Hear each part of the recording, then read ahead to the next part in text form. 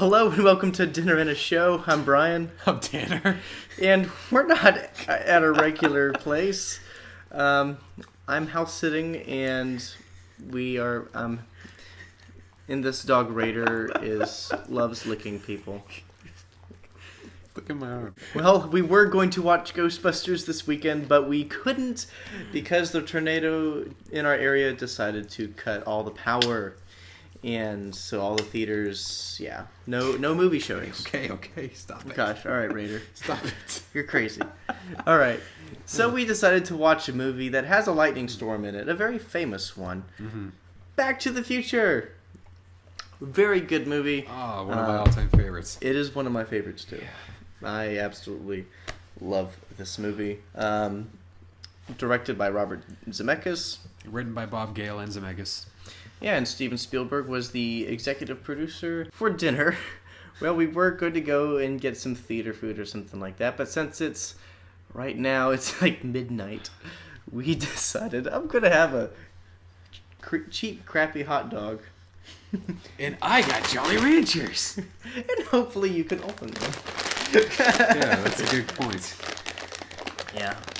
But this is, let's say the movie I really, I think my favorite aspect about the movie.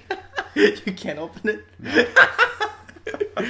Favorite aspect of the movie is the script. Oh, absolutely. I would say the script is one of my all-time favorites. Yeah, the dialogue, great. The storytelling.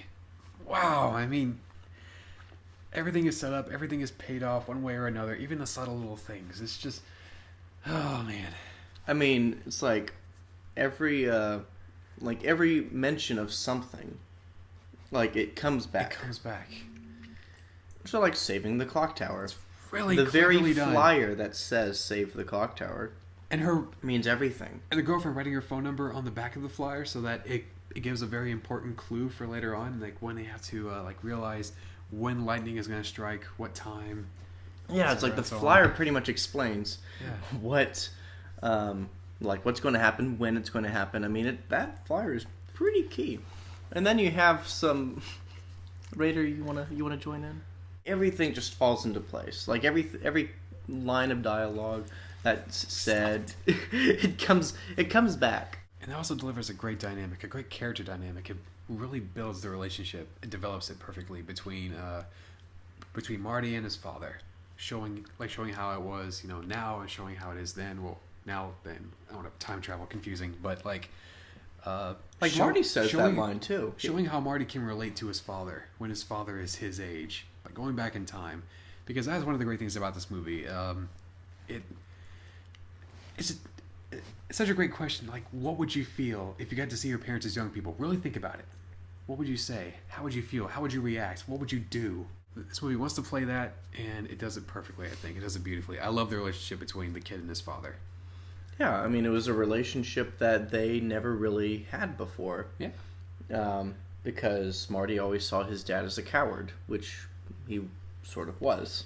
Yeah, and the dad, he knew the advice all along. I think the kid says at one point in the beginning, like the advice that he gave him, but he never followed through with it. He was always whipped around by Biff, who was always pushing him around, telling him what to do. I think thanks to Marty, going back in time and pushing this onto George is able to follow what he had in mind all along. He's following through with it. Yeah, I love the climax of the movie for George's story arc because, I mean, for the whole movie, as soon as Marty goes back in time to 1955, George is pretty much, relying on Marty to help him out, score a date with Lorraine.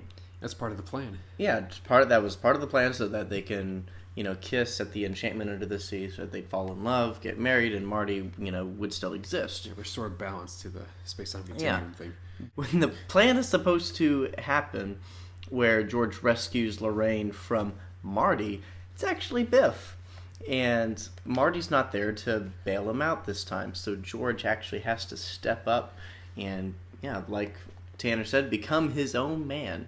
Mm-hmm. And just stand up for himself, stand up for her, and just knock the lights out of that guy. Man, that was so awesome. Yeah. But Biff is actually one of my favorite. I think he's one of my favorite bully characters ever. Oh, he's my favorite for sure because he's a like big dumb jock. I normally hate cardboard cutout one-dimensional bullies unless they are funny. Biff is funny. Biff, why don't you make like a tree and get out of here? It's one of my favorite lines. I say it all the time. No one ever gets it. Hello? Anybody home? That's what I want to do to all the people that don't get it. And no one gets it. It's sad. He's the big jock that's just, totally thinks he can get away with it. And thinks he can do whatever he wants. Totally get away with it. And Marty is the one that stands up to him, or at least the first one in a long...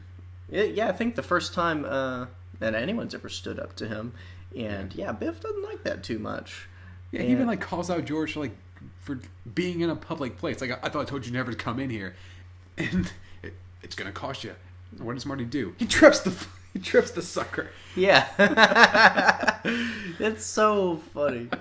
Lorraine's character was a little creepy. Oh, yeah, very. Yeah, she's a stalker. Yeah. I mean, I thought it more humorous. But, I mean, in real life, she's a little crazy. Don't fall for someone like that. She takes Marty's pants, puts him away, follows him to Doc's house. Stalker. Yeah. He's an absolute dream. Isn't he a dreamboat? The two people that totally sell it, I would say second place would be Marty. Because Michael J. Fox, I mean, there's a reason why they really wanted him to be Marty McFly and not the other guy. I mean, they had to deal with the other guy. Was it what was the dude's name? Eric Stoltz. Eric Stoltz. He's a very good actor, but I don't think he was right for this material. Yeah, and even he admitted it. Yeah. Michael J. Fox really wanted to do it, but he couldn't because of his Family Ties show. He was able to work something out so that he could do Family Ties and Back to the Future, and getting only 5 hours of sleep. Yeah. Hey, this is an example where reshoots actually work. Yeah. So don't freak out. Michael J. Fox had that all shucks quality to him. It made him relatable. It made him likable. It made him goofy. It made him charming. It made him energetic. It made him pretty much like the perfect actor to play this role. Yeah, he was absolutely perfect. He is a great person to follow. He is so likable, and he became a freaking star because of this movie, and you can see why. Oh yeah, I absolutely enjoyed Michael J. Fox in this role. Mm-hmm. It was just perfect for it. But I would say the number one actor that sold this movie for me was Christopher Lloyd as Doc Brown. Yeah. Gosh, that guy, he had so much energy for the role. Man. Such enthusiasm. He was just the right type of crazy. It's like you knew this guy was an old coot. Like the principal was right. And it's like, I'm concerned about you hanging out with this guy. It's like, there's genuine concern. But Doc Brown's just such a nice guy, and you'd probably believe what he said because he just speaks it with such confidence. I think I watched in a commentary that Christopher Lloyd got inspiration for the role from a composer that he watched. Which one? I want to say it's like Howard Bernstein or something like that. Huh. I want to say it's something like that, but Bernstein.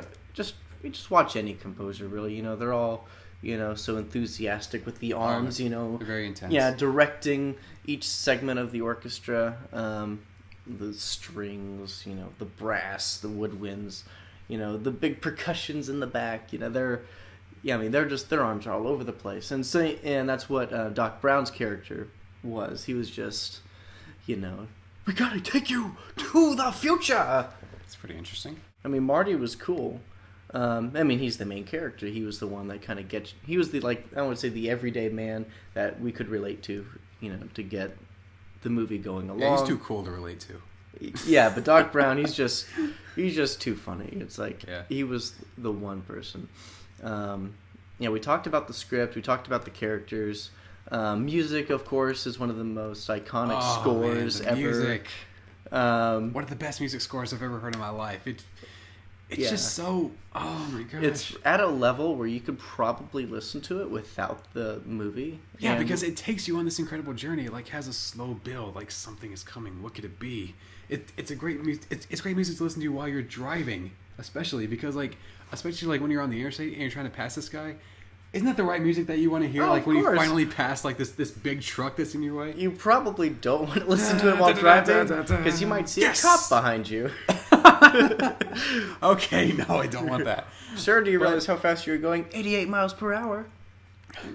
The two main motifs that we got of it, of course, was the main theme, but also whenever...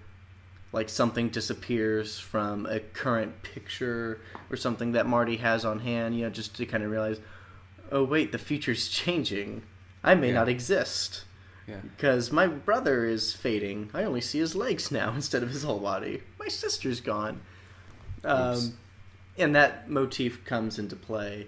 It's not like, a creepy vibe. It's just kind of a uh-oh, if that makes Oh, no, that makes perfect sense. Because, okay. Yeah, because that's what the film is. It's lively. It's fun.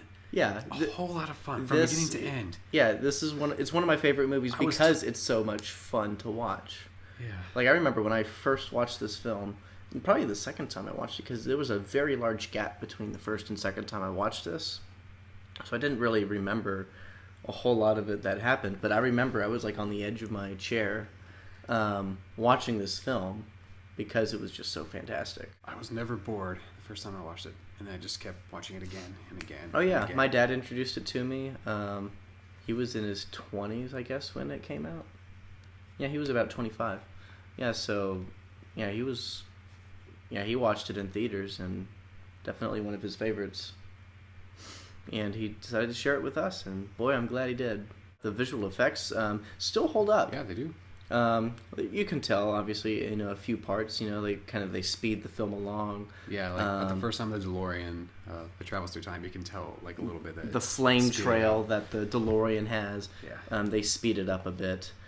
But, like, really, who cares? That's not a big deal. You got you just got your flaming trails, which was really awesome. And then, of course, when the car lights up, right before it hits like 88 miles an hour, going back in time. That was very well done. Definitely very fun. They kind of cheat a little bit by having a point of view shot, from I guess behind the car. So it's like an over the shoulder point of view shot. Oh, right. So that when Marty goes back in time, it's like, it's easy to edit. Yeah.